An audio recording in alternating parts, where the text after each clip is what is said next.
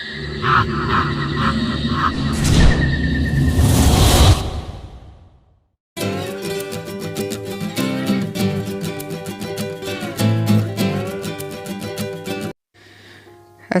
عليكم ورحمة الله وبركاته.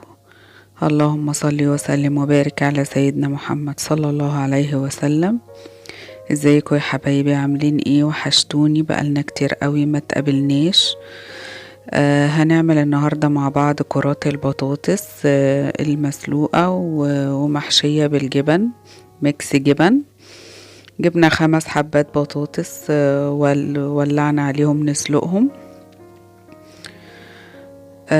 احنا بنغسلها ونسلقها بقشرها علشان ما تمتصش مية كتير، ما يبقاش فيها مية كتير. لما نيجي نقشرها ونهرسها تبقى بطاطس صافية، ما يكونش داخلها مية.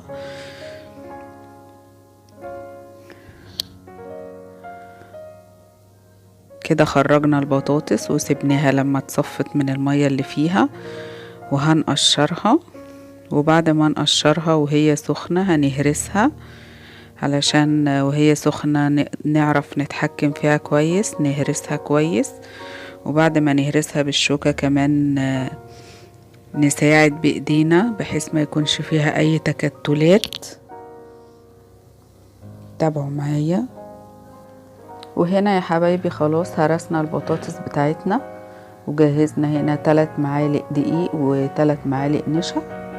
ودي البهارات اللي احنا هنحطها: توم باودر وبصل باودر وفلفل اسمر ومكعب ماجي وبابريكا وسنة كمون.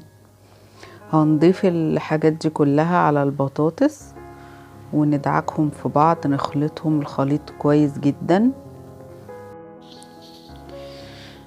الأكلة دي محببة جدا للأطفال، هيحبوها.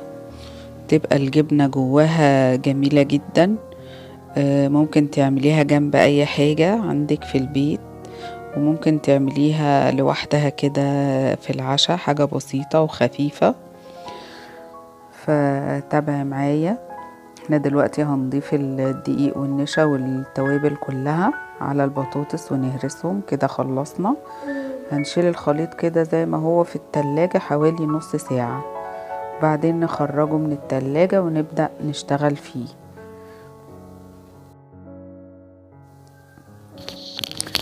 وكده طلعنا الخليط بتاعنا من التلاجة، وده ميكس الجبن اللي انا عاملاه وشايلاه، بس للأسف لقيته مجمد فهستنى كمان عليه ربع ساعة.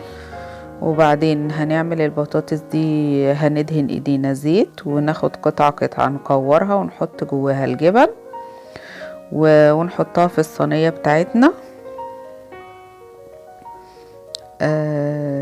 كده بالظبط زي ما عملنا كده. خلصت الكمية دول 5 بطاطسات.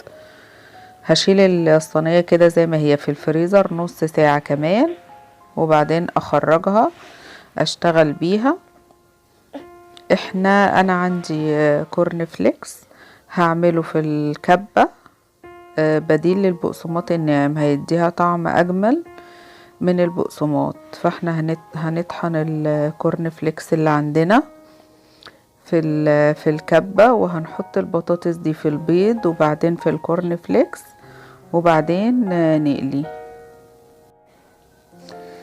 بس انا النهاردة مش هقلي، النهاردة هجهز الكمية دي وهشيلها في علبة وهشيلها في الفريزر، وبعد كده لما احتاج منها ابقى اطلع على القلي على طول. يعني دلوقتي انا هحضره في البيض وفي الكورن فليكس وهشيله.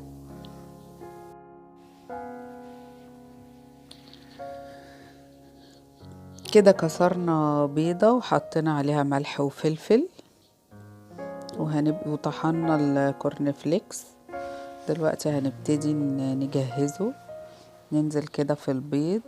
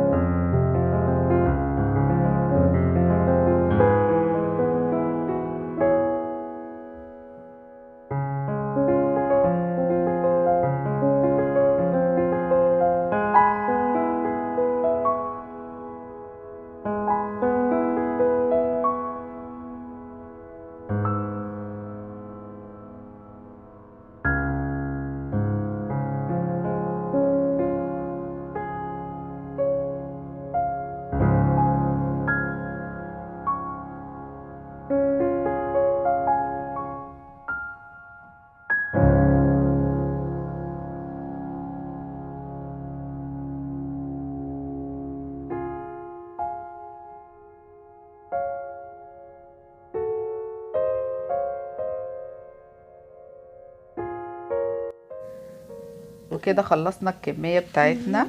بنتي الصغيرة هي اللي كانت بتساعدني.